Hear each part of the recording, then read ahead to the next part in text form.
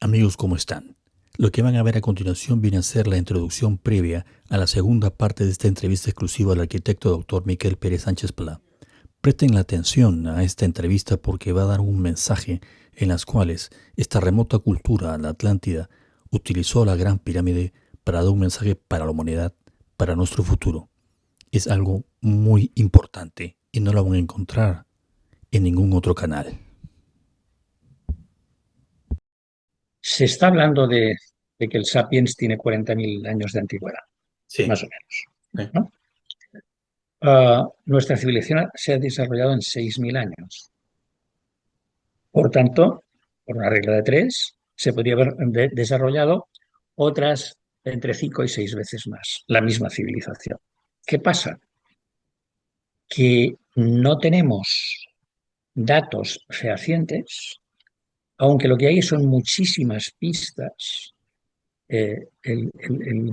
La estructura que usted tiene detrás es una de las demostraciones. Hay muchísimas pistas de que han habido civilizaciones con la capacidad de movilización de grandes bloques y de cortado de grandes bloques que sorprende extraordinariamente. Es decir, en la Gran Pirámide, bueno, más que en la Gran Pirámide, en Giza, hay bloques que pesan 100, 200 y 400 toneladas. Y la pregunta es, ¿para qué necesitan cortar un bloque de 400 toneladas? Y además después, ¿cómo lo mueven?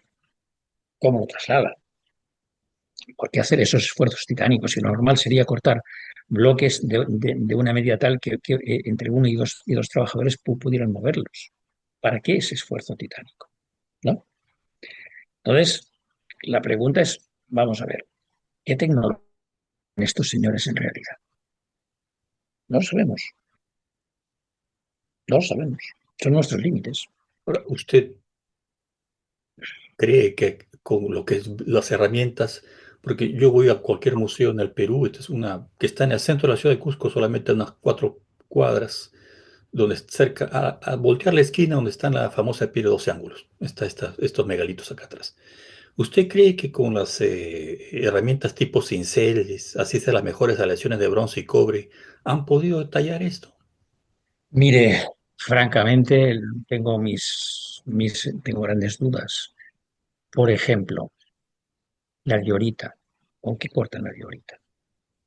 Hay esculturas de diorita que son de una simetría tan excepcional que parece mentira que la haya podido hacer un escultor con un cincel, y además con un cincel de qué, de diamante.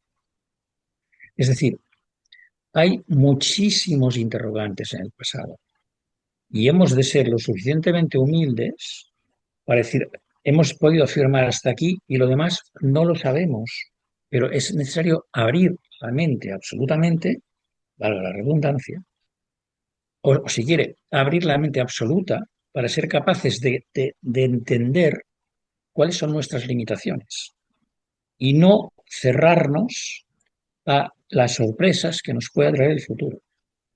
Y la Gran Pirámide es una de las grandes sorpresas del pasado que se está manifestando ahora con una claridad meridiana, precisamente porque ahora tenemos los instrumentos para poderla empezar a descifrar. Amigos, ¿cómo están? Nuevamente aquí en mi canal de Giacomo Longato y en el segmento de Explorar el Nuevo Milenio. Continuamos esta interesante conversación con el doctor Miquel Pérez Sánchez Pla, doctor en arquitectura, que ha recibido el grado de cum laude. Esto significa que el jurado aceptó por unanimidad su investigación con respecto a la Gran Pirámide de Keops, que está en Egipto. La información que nos ha brindado anteriormente es sobre todo lo que es investigación utilizando matemáticas, geometría, astronomía, geodesia, también información histórica y mitológica. Es poeta y es egiptólogo y es arquitecto de la Escuela Técnica Superior de Arquitectura de Cataluña y doctor arquitecto por la Universidad Politécnica de Cataluña. Y en su doctorado construyó el diseño digamos, reconstruyó el diseño original de la Gran Pirámide de Keops y descubrió un código secreto, que es el 888 que nos ha hablado en el anterior video. Si no lo has visto, estás obligado a verlo, porque esta segunda parte vamos a adentrarnos en algo más, que es que el antiguo Egipto, es decir, la sabiduría del antiguo Egipto, era una herencia de la Atlántida. Y en esta oportunidad, así como lo oyen, vamos a hablar de la palabra prohibida para muchos, de una civilización protohistórica, que es una civilización madre, la Atlántida. Bienvenido, doctor Miquel Pérez Sánchez Pla, en esta conversación sobre lo que usted ha descubierto, la relación de la Gran Pirámide de Keops con Atlántida. Lo escuchamos. Muchas gracias, Giacomo. Buenas tardes de nuevo. Y bueno, pues, ¿qué quiere que les diga de la Atlántida? Más allá de lo que ya hemos comentado. Vamos a ver, la Atlántida todo el mundo se cree que es un mito platónico. Bueno, todo el mundo no. Ah, mayoritariamente creen que es un mito platónico. Pero lo que ocurre es hay muchos datos que te llevan este mito, que te transforman este hipotético mito en una realidad. En 22 años de investigación, una de las grandes sorpresas que me encontré en el proceso de reconstrucción de la Gran Pirámide, el modelo original de la Gran Pirámide, para ser exactos, fue la presencia del número 892 en la Gran Pirámide, que se repite una y otra vez, y también se repite en la geometría de la llanura de Giza, que, como antes comenté, es forma parte de un proyecto unitario de urbanismo funerario que se estructuró en base a una preexistencia. Y esa preexistencia era la Esfinge. La Esfinge es muy anterior a la Gran Pirámide. Es un monumento atlante, es un monumento astronómico. Esto lo explico en mi segundo libro, que está todavía inédito, eh, y que trata justamente del enigma de la Esfinge y del código de las tres pirámides. ¿Por qué el código de las tres pirámides? Porque ese código secreto del que hablaba Giacomo está asociado con la lengua griega y lo que nos da es una correspondencia entre números y palabras.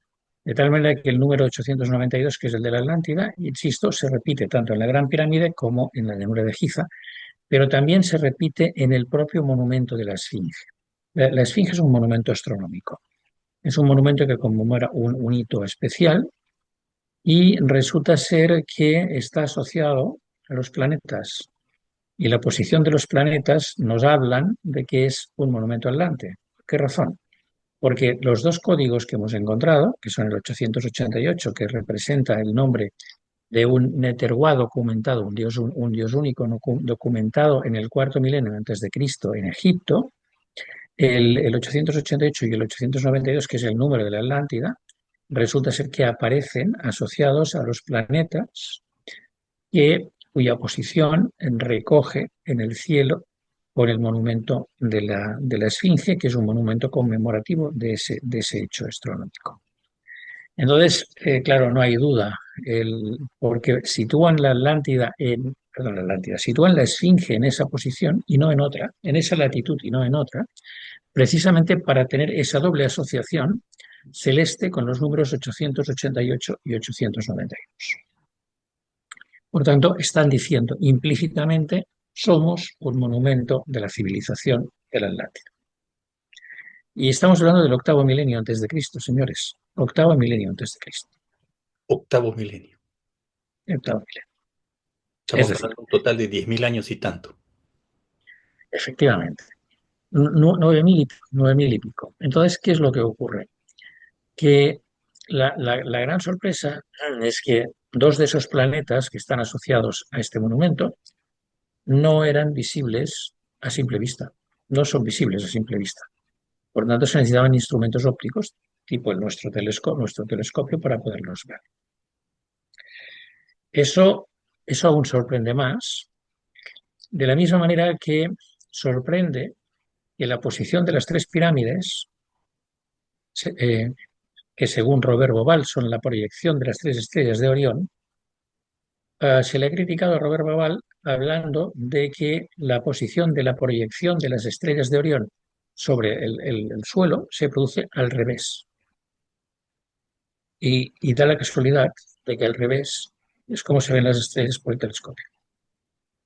Entonces, claro, juntas los dos temas de que había dos de los planetas que no sabíamos, o sea, que no los vemos, que solo los veríamos con telescopio, y juntas el hecho de que de que las proyecciones de las estrellas sobre las pirámides se producen a la inversa, y como mínimo te sonríes, porque dices, bueno, oiga, es posible que los egipcios o sus antecesores antes tuvieran otra visión del cielo gracias a que utilizaron instrumentos ópticos de precisión. Pues no es lo que nos ha contado la historia. ¿Cómo encaja esto? Pues la verdad es que no tengo la respuesta, pero lo que sí está ahí es el hecho de que este monumento, irrefutablemente por estas pruebas de las que estoy hablando, que se publicarán Dios mediante en el segundo libro, este monumento tiene una fecha clarísima que además se obtiene a partir de la Gran Pirámide, utilizando la Gran Pirámide como marcador profesional. Claro, esto en una entrevista es muy difícil de explicar, pero es de la manera que lo he conseguido encontrar. No puedo decir otra cosa. No sé si esto responde a tu pregunta o me he No, desviado no, no, de te las respuestas responde ya. a la pregunta porque obviamente requiere ya una mayor explicación con respecto a toda la investigación, efectivamente a las posiciones estelares que ameritan obviamente una mayor profundidad, pero al captar la idea de que se utilizaron todos estos canales como, entre comillas, telescopios pétreos, telescopios megalíticos, entendemos que hubo una precisión y un lenguaje, un metalenguaje alfanumérico que también lo mencioné en la anterior entrevista, de las cuales de 6.000 posibilidades encontró usted en determinadas palabras griegas, una sola vez, la palabra Atlantis también. Así es, así es. Bien, sí, es que me he ido de una cosa a otra. Vamos a ver, la palabra Atlantis, vamos a ver, o mejor dicho, la descripción que la Atlántida, que Platón nos hace de la Atlántida, tiene singularidades matemáticas que responden a un hecho muy sorprendente. Vamos a ver. De acuerdo con la descripción que hace Platón de los anillos de la Atlántida, es decir, la describe como una ciudad formada por seis anillos, y entre el primero y el segundo, o sea, y cada dos anillos hay un canal de agua, ¿no? Entonces, de acuerdo con las medidas que da Platón, o sea, que las da en pletros y en estadios, si las consideramos en pletros, que he descubierto de que un pletro era un segundo de arco de la circunferencia media de la Tierra, es decir, me explicaré. La Tierra es un balón aplastado, ¿no? Si a un niño le das una pelota, lo aplasta con el pie y se ensancha más en la circunferencia ecuatorial que en los polos, ¿no? Entonces, si el niño levanta el pie del balón, el balón recupera su forma y entonces, en el caso de la Tierra, si pudiéramos levantar el pie del balón que la aplasta, lo que encontraríamos es un perímetro medio, ¿no?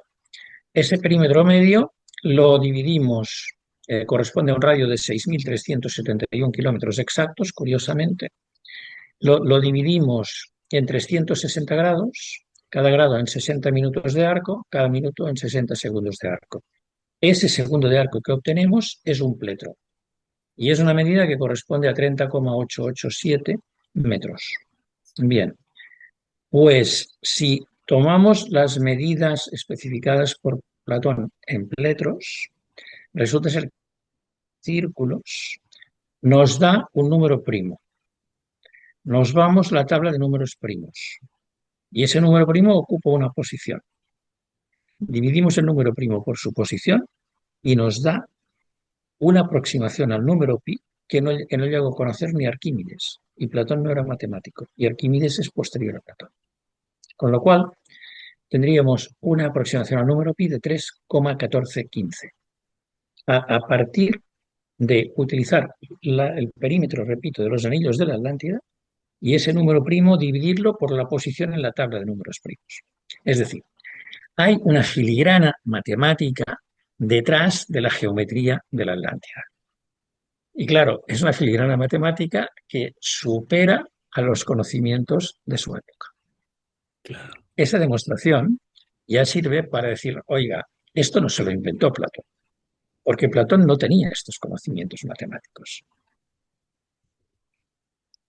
Obviamente, y aquí en esta parte entra la parte también de la mitología egipcia, doctor, con respecto Sí, a Osiris, el triunvirato sí, de Diví. sí, Osiris, Isis y Horus, sí.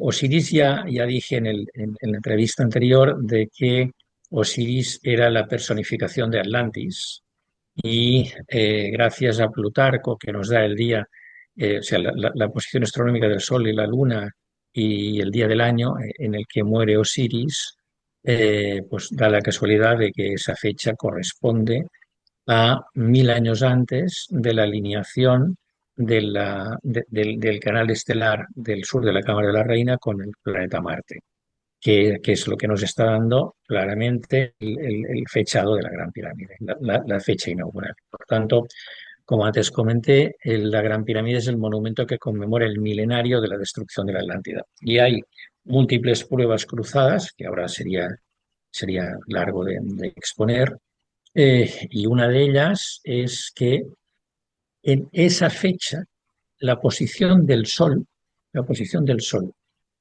está exactamente proporcionada con la altura de la Gran Pirámide. Para ser exactos, no en esta fecha, sino un día antes del último día de vida de la Atlántida. Ah, Con lo cual, con lo cual, la distancia al Sol es absolutamente exacta respecto de la altura de la Gran Pirámide. Claro, son muchos hechos que cruzados entre ellos suman y suman y suman y suman siempre en la misma dirección. Por tanto, puedo afirmar, está en mi tesis doctoral, que la Gran Pirámide es el monumento conmemorativo del milenario de la Atlántida, que los canales estelares marcan exactamente la fecha de esa conmemoración y que el saber del antiguo Egipto procede de la Atlántida. Y eso también lo confirman los textos de la construcción del templo de Edfu, que, traducidos por el profesor Raymond de la Universidad de Manchester, explican que la sabiduría de Egipto proviene de 7 sabios que sobrevivieron a un gran cataclismo que se llevó su isla, a la que llaman la tierra de los primitivos, al fondo del mar. Evidentemente es la historia de la Atlántida. claro, el diluvio es en general la historia de la Atlántida. Sí, y yo creo que ha habido más de un diluvio, Ujú. más de una gran destrucción por agua, pero efectivamente es el año menos 3530, que es cuando la fecha que terminó para el gran cataclismo por agua que se lleva la Atlántida al fondo del mar, coincide bastante con los estudios realizados por algunos investigadores de la Biblia que sitúan ese diluvio hacia la mitad del cuarto milenio antes de Cristo. Estamos hablando de un total más o menos de aproximadamente de 6.000 años. 5.500. Del 3.530, súmele los 2.000 de ahora, pues estaríamos hablando de 5.550 años, más o Cu- menos. Curiosamente, aquí hago una pauta porque es correlativo a la información que usted nos está dando, doctor, con referencia a la ingeniero ucraniana canadiense que mientras estaba haciendo una exploración en el año 2000-2001, si no me equivoco, al norte de la isla de Cuba, en alta mar, buscando yacimientos petroleros y todo eso, a través del escaneo que se estaba realizando en esta zona, encontró unos restos arqueológicos muy similares a la cultura maya, piramidales y todo, y que prácticamente ella también habla de esa fecha, aproximadamente 5.500 a 6.000 años de antigüedad, que esta información, que este tipo de descubrimiento que realizó accidentalmente la llevó a realizar más investigaciones. O sea, lo digo porque me he comunicado con ella personalmente. No puedo decir más porque lo demás corresponde a la investigación que ella realizaba en su momento. Me dio datos de personajes de la National Geographic y otros que estuvieron detrás de todo esto. Me dio más datos relacionados con un sistema, vendría a ser en ese momento, de seguridad nacional territorial de Cuba. Recordemos que Cuba no es un país democrático. Pero lo que usted nos está diciendo es una fecha en la cual también se enlaza con otras catástrofes. Y creo que hay un momento que usted también menciona, doctor, una ocurrida, un cataclismo ocurrido 9.2 que ha sido investigado en el norte de Chile, que también afectó mucho, inclusive tierra adentro, hasta en lo que viene a ser el desierto de Atacama. Sí, sí, vamos a ver. De esto nos habla Graham Hancock en su libro Los magos de los dioses. Él habla de una serie de cataclismos consecutivos generados por impactos cometarios. Sí, Concretamente habla de uno en el 10.800 y otro en el 9.600. El que usted comenta se produce, o sea, a ver, uno de estos dos cataclismos parece ser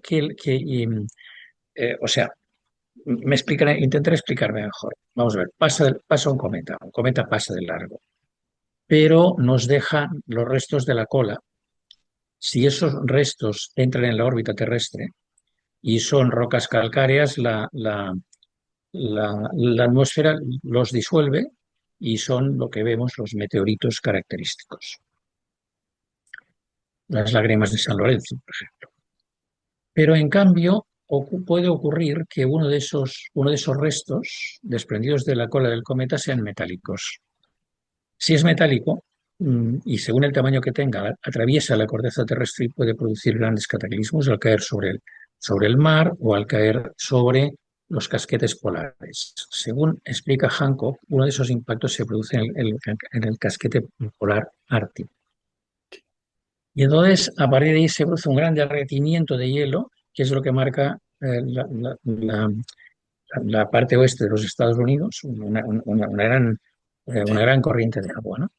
Y en paralelo se ha investigado esto que usted dice, sobre 41 grados de latitud en Chile. Hay unas muestras de un magno incendio sobre esa época en el que se quema prácticamente toda la flora y la fauna. Y claro, lo que de momento desconcierta un poco a los científicos es que siendo el impacto cometario en el hemisferio norte se produzca un gran, o sea, o en el casquete polar ártico se produzca un gran incendio en el hemisferio sur. Son temas que se están investigando, que no se conocen suficientemente, pero nos pondrían sobre la pista de las causas de las sucesivas destrucciones que se han producido en la Tierra. Bueno, ahora bien, usted también mencionaba que la Gran Pirámide es como una cápsula del tiempo que nos ha dejado un mensaje para el futuro. Sí. ¿Podría ampliar un poco más sobre eso hasta donde usted puede? Bueno, de ello lo introduzco en el segundo libro, porque en el segundo libro intento explicar la totalidad de la investigación que luego desarrolló en los libros 3, 4 y 5. Vamos a ver. Esta, esta fecha del futuro que nos marca la Gran Pirámide, que he comentado que coincidiría con un 30 de diciembre, que en la práctica sería un enero, es decir, esta fecha cumple un número exacto de años solares respecto a la introducción del calendario cristiano, es decir, el día 1 de enero del año 1. Y comentaba antes que no se sabe cuál es la causa, perdón, no se sabe cuál es la causa de que el 1 de enero sea el día inicial de nuestro calendario. Entonces, tenía esa fecha que nos dan los canales estelares de la Gran Pirámide, tenía la fecha de la destrucción de la Atlántida y empecé a pensar qué podía ser, qué nos podían estar indicando. y así lo dije en mi tribunal de tesis. Estos señores, para tomarse una molestia tan grande como para cortar unos canales estelares que nos señalan una fecha del futuro. Para cortarlos en piedra, un trabajo ingente. Y lo que vi entonces me fui a la mitología y empecé a buscar a qué podían asociar un impacto contra la Tierra. Y un día, hablando con el presidente de mi tribunal de tesis, porque había quedado bastante inquieto con esa fecha del futuro, con Gabriel Ferraté Pascual, eminente, o sea, doctor en ingeniería y en robótica, le planteé el tema y le dije, mira, doctor, estoy muy preocupado por esto porque no sé de qué me están hablando. ¿De qué me pueden estar hablando? Si estuviéramos hablando de otro cataclismo, porque claro, como esta gente ya venía de un cataclismo, el único sentido que tenía de señalar una fecha del futuro es que nos estuvieran revirtiendo de otro cataclismo. Y me dije, bueno, pues le comenté, oye, ¿qué puede ser? Porque hay un montón de asteroides y es muy difícil que un asteroide pudieran saber cuál era la órbita exacta y la fecha de un impacto contra la Tierra. Y se me quedó mirando y me dijo, un cometa, Miquel, un cometa. Por Dios, ¿cómo no caí antes?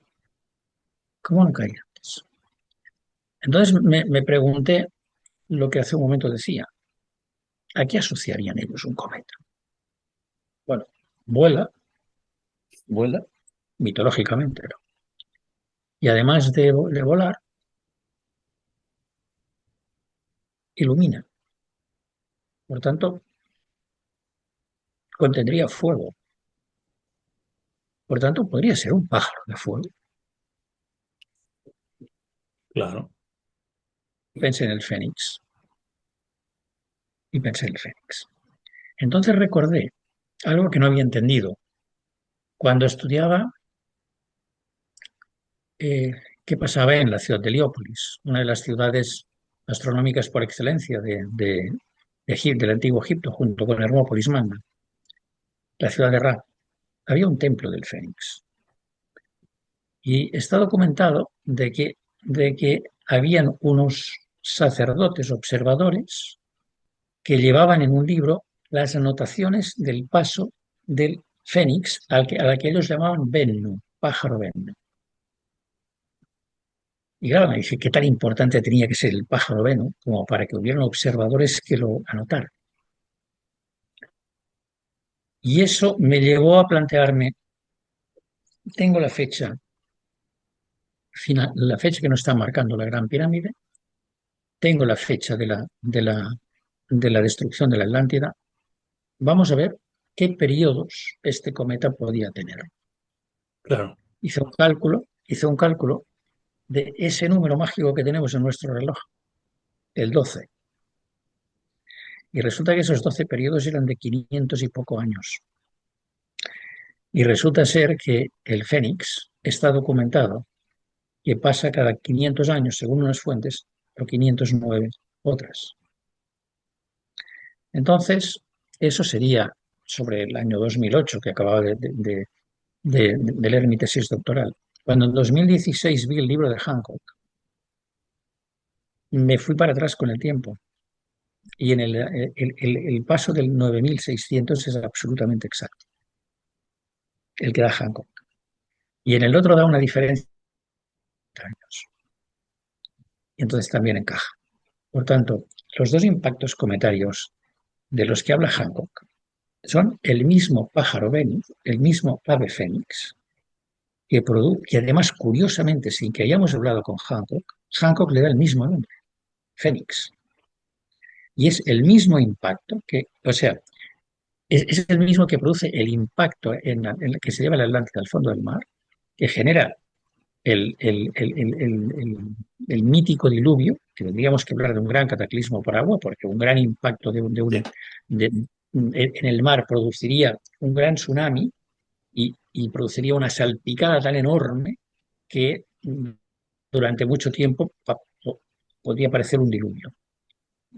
Y bien, resulta ser que es el mismo.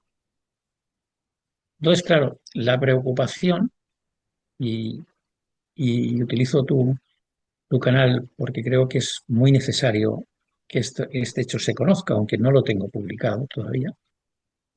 Lo detallaré y lo explicaré en el libro cuarto, pero ya lo anticipo en el libro segundo. La preocupación es que vuelve este siglo, hacia mediados de siglo. Por tanto, esperemos que no suceda nada, pero la fecha que nos marcan es el siguiente paso, hacia mediados de milenio. Por tanto, si mis investigaciones son correctas, tendríamos una oportunidad hacia mediados de este siglo de abordarlo y de intentar desviarlo si eso fuese posible. Si es de gran tamaño, es imposible. No, de momento no tenemos tecnología suficiente para desviarlo. No he hablado con la NASA ni con la Agencia Espacial Europea, pero ese es un tema que me gustaría poderlo plantear y exponerlo, porque además he investigado eh, en, en- en uno de los libros más impresionantes que he visto, que es la cometografía de la Universidad de Cambridge, donde de los cuatro últimos pasos, tres se refieren a observaciones a simple vista, tres coinciden. El cuarto podría no haberse visto sencillamente porque, según la distancia a la que pase, si la magnitud es superior a 6, igual no se puede ver a simple vista, ¿no? Pero los últimos, perdón, estos tres de los últimos cuatro pasos están perfectamente documentados. Lo que pasa es que la ciencia no lo conoce porque la última vez que pasó cerca de la Tierra no teníamos telescopios. Por tanto, quien nos ha informado es la Gran Pirámide por un lado y la mitología por otro. Nada más ni nada menos, doctor. Espero, amigos, que estén Nada más. escuchando esta información, que es investigación científica. Aquí no hay hocus copus, como dicen aquí en Estados Unidos. No hay tricks, no hay nada de esto. No es información que yo lo recibí, yo lo canalicé, ni nada de esto. Si te gusta ese tema, no estás para ver este video. Sorry. Así de simple y directo. Esto está basado en investigación que lo ha podido comprobar con los estudios realizados por la Universidad de Cambridge en ese sentido. Entonces, siempre hubo, por eso este desarrollo, que ahora le llaman astroarqueología, ¿no? Esta Sí. fijación con la bóveda celeste que tenían los antiguos, esta observación entre el cielo y la tierra, ¿no? El Padre Cielo y la Madre Tierra, en la cual existe esta simbología profunda justamente en antiguas civilizaciones, o sea, se recalcan más en antiguas civilizaciones milenarias y que todas surgen aproximadamente en esas fechas de hace 5.000 años, en el caso del Perú en Caral, que es la más antigua de las Américas, y otros casos, pero que rompe también un poco el esquema y nos hace pensar de una anterior capacidad de desarrollo con Gobekli Tepe. Pero usted también ha hablado de algo, todo el trabajo que nos está revelando, haciendo un gran esfuerzo de síntesis está hablando de 4 o 5 libros de 50 amigos, ¿no? Y no van a ser libros de 100 páginas, obviamente. Entonces, todo eso que nos está hablando, nos está llevando, lo ha hecho, es un trabajo importante, pero usted también lo ha dicho en otras oportunidades, algo muy determinante, que usted sabe dónde se encuentran los restos de la Atlántida. Para ahí tengo dos preguntas, por favor. Téngame paciencia, doctor Miquel. Totalmente. ¿O usted ya fue al lugar y escaneó el sitio? ¿O usted contrató los servicios de una compañía que hace observación satelital? Porque para conocerlo con longitud y latitud o un lugar fijo, algo ha tenido que hacer, doctor. En base a sus investigaciones, ¿qué me puede decir aquí? Vamos a ver, está a una profundidad tal que la luz no llega y los submarinistas tampoco. Por tanto, está protegido. ¿Qué quiere decir eso? Que con 5.500 años de tiempo, la ciudad tiene que estar cubierta de detritus seguro, pero hay tecnología naval para analizar plenamente. Sobre si he estado allí, sí, pero, pero una cosa es que haya estado y la otra es que haya podido ver nada, ¿no? Pero es que el método de investigación es otro. Miren, estamos hablando del secreto mejor guardado de la antigüedad. Y el método combina la mitología con la geometría, con las matemáticas, con la geografía, con la geodesia. Platón se equivoca y a la vez acierta. Platón se equivoca cuando dice que la Atlántida está en las columnas de Hércules, pero a la vez acierta. Acierta en que efectivamente la Atlántida estaba en las columnas de Hércules y se equivoca porque las columnas de Hércules no están en el estrecho de Gibraltar. Pero ese error es absolutamente comprensible por lo siguiente. En la península ibérica, en el sur de España, hubo una civilización megalítica avanzada entre el cuarto y el quinto milenio antes de Cristo. De esa civilización megalítica han quedado rastros importantes en Andalucía y, según una serie de investigadores españoles, eh, esta civilización se basaba en la rica minería del sur de la península ibérica. Pues las exportaciones de cobre especialmente, y también de hierro y de plata, siguieron la ruta del Atlántico y remontaron hasta Francia y Inglaterra. Y entonces Stonehenge, para ser más exactos, en Inglaterra, y Karnak en Francia, derivan de esta cultura megalítica, de esta civilización megalítica española. Claro. Y lo que he estudiado es que hay un yacimiento en Andalucía que tiene todas las trazas de ser de origen atlante. ¿Por qué? Vamos a ver. ¿Cómo se identificaban estos señores? Esencialmente con dos elementos: orientaciones astronómicas y referencias al punto donde se halla la Atlántida. Vamos a imaginarnos un rectángulo, como el móvil. Imagínense un rectángulo en el que es la planta de un templo. Imagínense que el templo está rodeado de columnas. Imagínense que por las razones matemáticas o geométricas hay dos columnas que sean singulares. La distancia entre las llamar de la palabra distancia. Imagínense que esta distancia genera un segmento que lo prolongas hacia el horizonte y lo multiplicas, por decir alguna cosa, por 10 veces 892 y te lleva al centro de la Atlántida. Y eso no sucede con un monumento. Sucede con monumentos egipcios y de fuera de Egipto.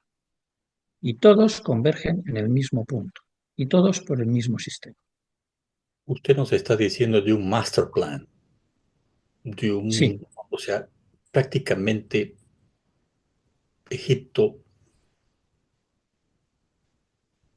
es un mensaje para el futuro de nosotros. sí, pero este master plan del que usted habla también es cierto, pero a otra escala. Hay un momento en el que se produce una proyección del cielo sobre la tierra en Egipto. Y lo que encuentra Robert Bauval sobre las tres pirámides es el punto de partida. La región que se proyecta del cielo sobre la tierra es la región del Dat, que posteriormente se llamó Duat, que es hacia donde iban las almas de los justos después de la muerte, que es la región de Orión y de Sirio. Y atención a Sirio porque es una de las grandes claves de la civilización del Antiguo Egipto. Las referencias a Sirio son una total y absoluta constante. Bien es cierto que Sirio es la estrella más brillante del cielo, Sí. y eso podría explicar en parte el por qué esa referencia constante hacia Sirio. Pero también se da una casualidad. Sirio está a 8,6 años luz.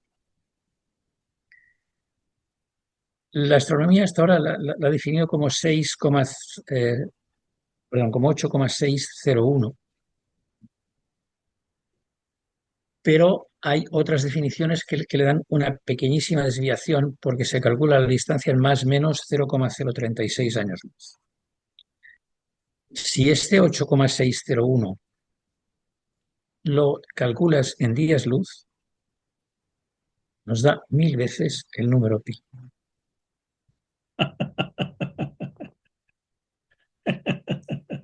Y cuando calculas el perímetro del recinto funerario del faraón Joseph, la pirámide escalonada de Saqqara, diseñado por el arquitecto Imhotep, el primero que hizo una pirámide en piedra, resulta ser que ese perímetro es, si no recuerdo mal, de 1635 metros. Y eso es exactamente 1000 veces pi o 2 reales. Es decir, mira tú qué casualidad, mira tú qué casualidad, que el perímetro del recinto del faraón Joseph, expresado en codos reales, coincida con la distancia sirio de días luz. Claro. Y me diréis, "Pero eso representaría que los egipcios conocían la velocidad de la luz. Esto es imposible". Oh, claro, y eso me imaginaba yo. Hasta que, hasta que medí la latitud de la Gran Pirámide. 29,97, perdón, sí, 29,2,458 grados. Vamos a correr la coma 4 decimales. Y vamos a escribir 299.792,458. No es nada más y nada menos que la velocidad de la luz en kilómetros por segundo. Es decir, con la posición de la Gran Pirámide, los arquitectos del antiguo Egipto nos dicen que conocían la velocidad de la luz. Y claro, me podéis decir, sí, es casual. Bueno, es una casualidad demasiado exacta porque en las distintas mediciones que he realizado el centro de la pirámide, el vértice de la pirámide, se halla la diferencia máxima que he encontrado son 8 metros y la precisión de los GPS es de 10 metros. Por tanto, sería absolutamente exacto. Pero por si nos quedaba alguna duda, de los análisis de la Gran Pirámide se deducen hasta 4 veces más la misma cifra de la velocidad de la luz con un número, o sea, con unas aproximaciones u otras, y algunas son, de nuevo, totalmente exactas. Entonces, solo este dato rompe absolutamente los esquemas mentales que tenemos sobre los conocimientos del Antiguo Egipto y nos obliga a replantear la historia de la evolución del saber de la humanidad sobre la Tierra. Nosotros no hemos conocido la velocidad de la luz hasta 1920. Así es, ¿sí? Qué impresionante la información que nos está revelando producto de sus 20 años de investigaciones y obviamente, como dijo, la Gran Pirámide no va a seguir dando sorpresas o estas investigaciones tienen que ser siempre actualizadas por el doctor Miquel Pérez Sánchez Plan. Amigos, toda esta información reveladora no la van a encontrar así de fácil, pero repito, toda la información va a estar debajo del título de este video en relación a su trabajo y libros y internet, página web y todo. Esto, esta información realmente ya llega a manejar usted una calidad de información que es obviamente verificable, que obviamente pone la pirámide de Gran Pirámide de Keops en una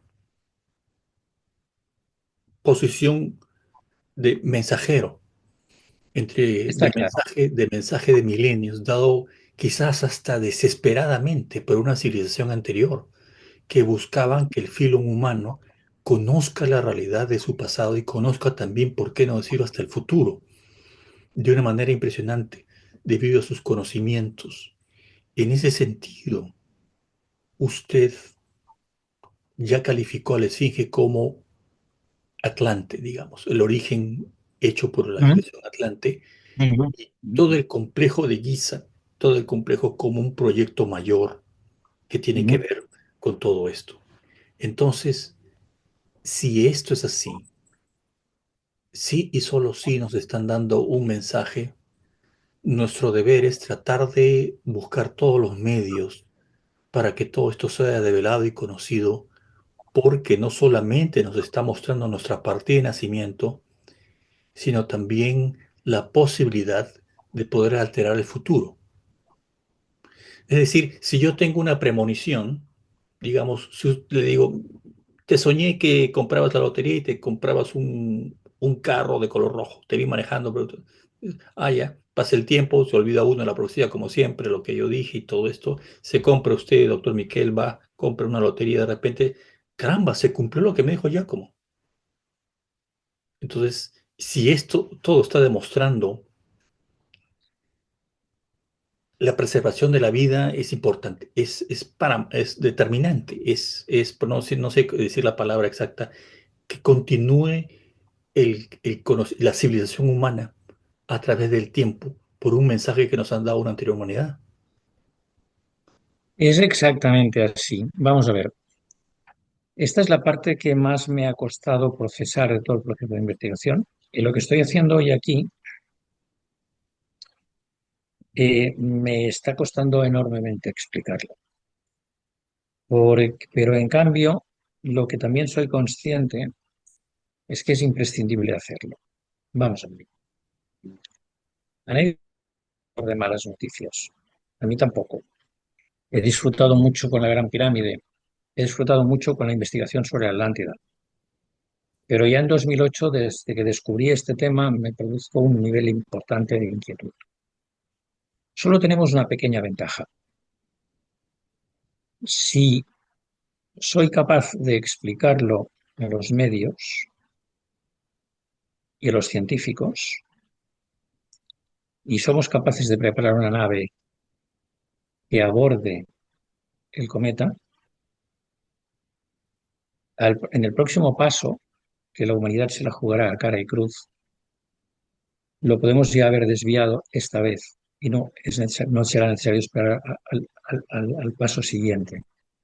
Tampoco sabemos si esta vez nos puede traer un recadito como el que dejó la destrucción de la Atlántida. Esperemos que no. Ha pasado en, vamos a ver, en 10 ocasiones más y no ha sucedido nada. Crucemos los dedos. Pero yo creo que tenemos una gran oportunidad. Nos seguimos matando entre nosotros, desgraciadamente. La muerte y la guerra es una constante en todos los periódicos y telediarios. Y muchas veces a los pueblos les une el enemigo exterior. Tenemos un enemigo exterior que ya nos ha destruido en varias ocasiones. Pero es que esta vez estamos hablando de otra cosa mucho más importante. Estamos hablando de algo que en las distintas mitologías está contenida y se llama Apocalipsis. Y el libro del Apocalipsis que he investigado, la numeración del libro del Apocalipsis que se hizo, si no recuerdo mal, entre los siglos XVI y XVII, los capítulos, los capítulos y los versículos combinados contienen la fecha final. Y es el mismo año que nos está anunciando la Gran Pirámide. Por tanto, señores, poca broma porque si nos están hablando de algo, no es de un paso del cometa, es del impacto del cometa. El cometa Schoemacher-Levy, que hace pocos años impactó contra Júpiter, ¿Sí? llegó a producir temperaturas de 36.000 grados. Esto sería la extinción. Por tanto, en mi proyecto ha sido precioso poder reconstruir la Gran Pirámide. Es interesantísimo encontrar la Atlántida.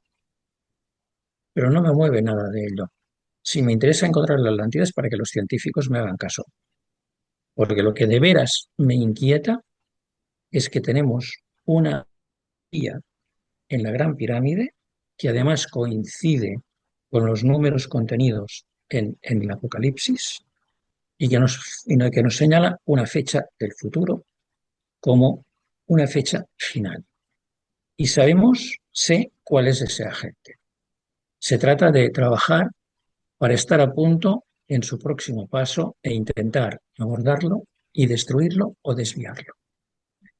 En eso sí que tendríamos que estar trabajando. Todos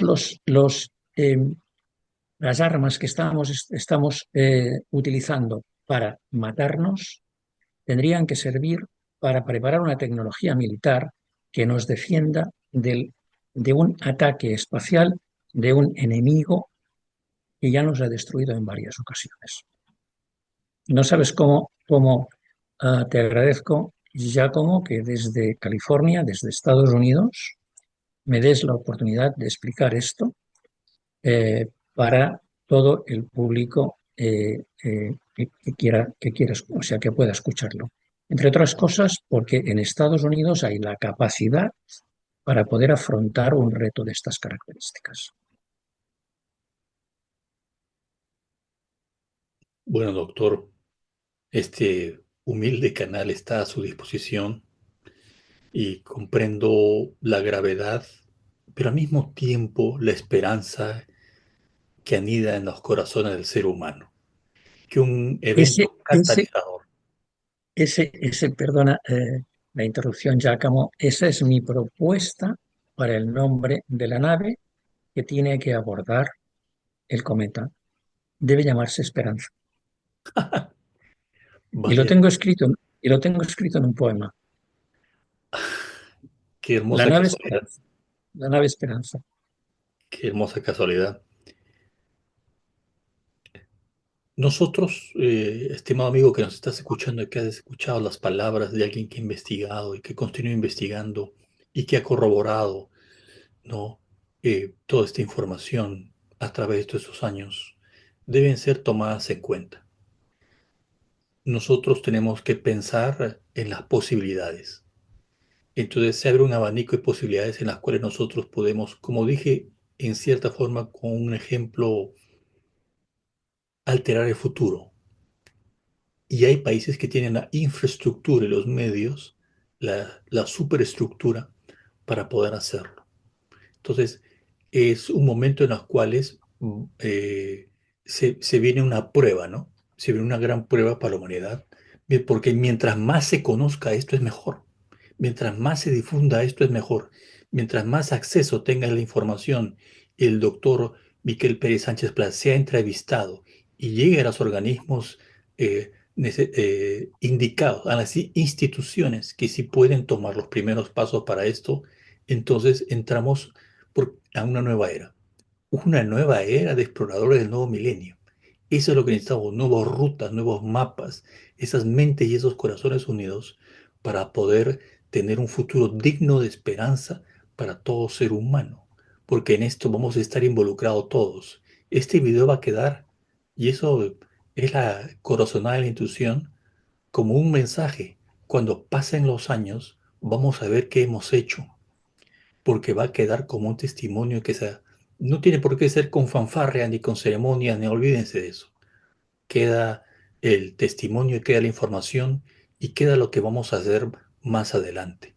A todos aquellos que aman la vida realmente, en el buen sentido de la palabra, que buscan un futuro mejor para la raza humana, porque estamos viviendo los tiempos de grandes cambios.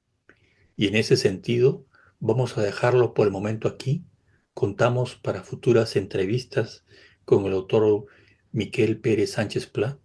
Vuelvo a repetir, dejo todas las informaciones de sus plataformas sociales para que ustedes lo vean. Y este video, difúndelo, que es lo más importante. Transmítelo, conversalo, para que llegue a mayores personas y se genere a través de un grano de arena como una bola de nieve que se transforme en una bola de nieve y que llegue a donde tiene que llegar. a las manos de las personas que tienen que llegar y esto se puede dar con tu apoyo. Doctor Miquel, uh, por el momento nos despedimos.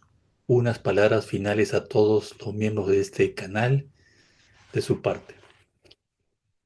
Primero de todo, darte una vez más las gracias, Giacomo, por esta oportunidad de dirigirme a través de este canal a un amplio público de España, de Latinoamérica, de Estados Unidos.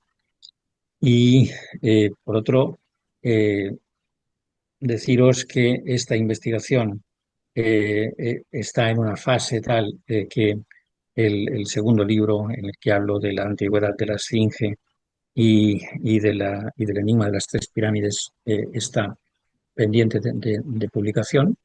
Estoy revisando, terminando de revisar los otros tres y el objetivo es darlos a conocer tan pronto como sea posible con la finalidad de poder divulgar todos los estudios y para demostrar a la comunidad científica la absoluta seriedad de los mismos. No estamos hablando de especulación, estamos hablando de unas conclusiones basadas en pruebas científicas repetidas y a partir de ahí la esperanza de que los medios como tu canal sirvan para divulgar este conocimiento que he ido desarrollando durante estos años y sobre todo que este conocimiento pueda ser útil para los demás, puede ser útil para la humanidad. Ojalá que sea así, ojalá que quien nos escuche se tome absolutamente en serio lo que estoy diciendo, porque no creo que se pueda seguir en la misma dinámica que la humanidad está, que es la de matarnos a los unos a los otros, sino que lo que es imprescindible es desarrollar la, la aventura espacial, pero con una finalidad muy concreta, preservar la Tierra, y desarrollar el armamento con la misma finalidad, preservar la Tierra. Muchas gracias a todos, muchas gracias, Giacomo, por esta oportunidad. Amigos, esto es todo A por el vuestra momento. disposición. Muchísimas gracias por sus palabras, doctor Miquel, por su mensaje que nos invita a la reflexión sincera. A todos los dejamos con este mensaje. Difundan este video porque el universo va a cooperar con nosotros. Todo Eso eso es esperamos. la Eso es, buena y fe, la la humanidad, humanidad, la buena y va a gente. llegar donde tiene que llegar. Y ya saben, toda la información está debajo de este contenido de este video. Y como siempre le digo, estamos en contacto. Hasta la próxima. Hasta la próxima, muchas gracias. Muchas gracias.